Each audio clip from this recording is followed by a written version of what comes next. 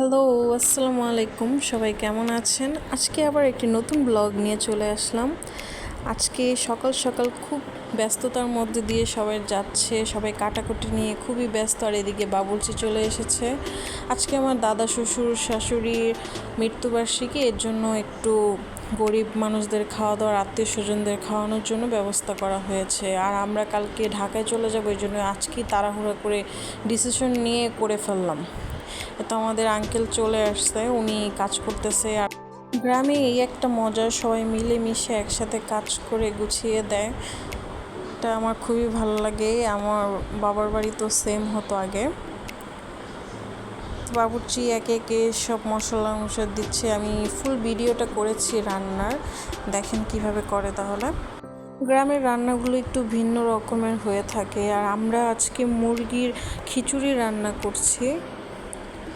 আর আঙ্কেলটা আমাদের আশেপাশেরই আত্মীয় স্বজনের মধ্যেই একজন। উনি এসে সব করে দিচ্ছে, আর উনি কোনো টাকাও নেয় না। উনি এভাবেই সবাইকে রান্না করে দেয় যখন যার লাগে।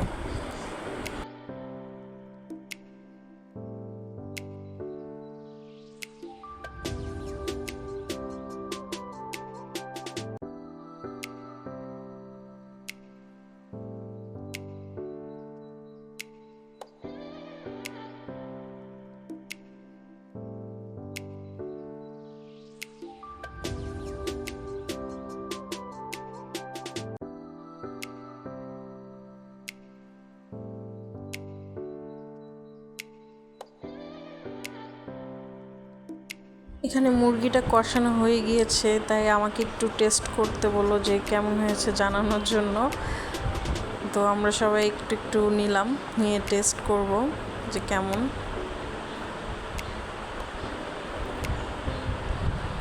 মুরগির রান্নাটা খুব মজা হয়েছে, মনে হচ্ছে যে ভাত দিয়ে খেয়ে ফেলা যাবে অনেকখানি।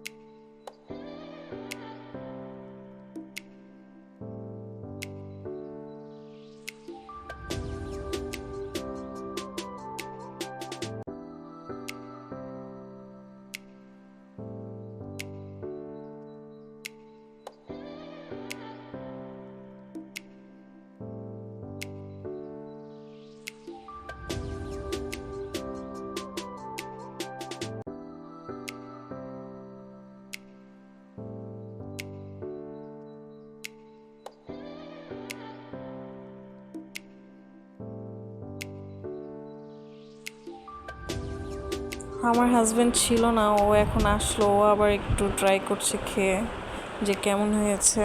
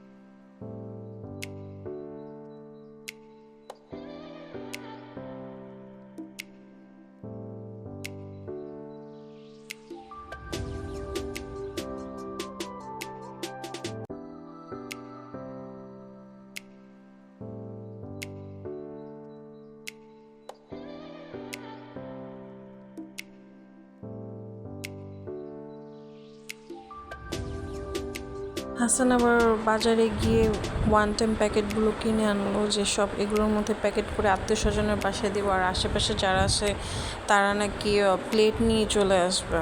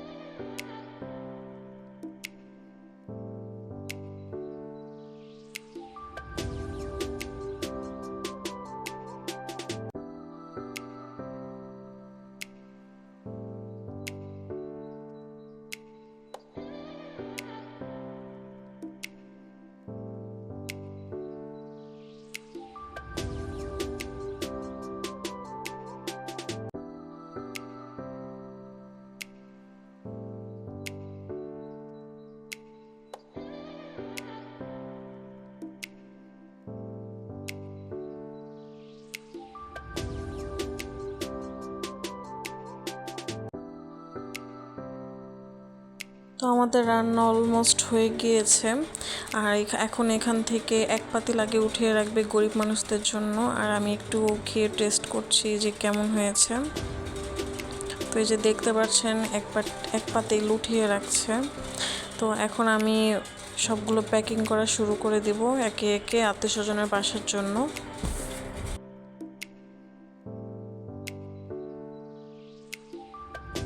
আমার কিন্তু এই কাজগুলো করতে খুবই ভালো লাগে।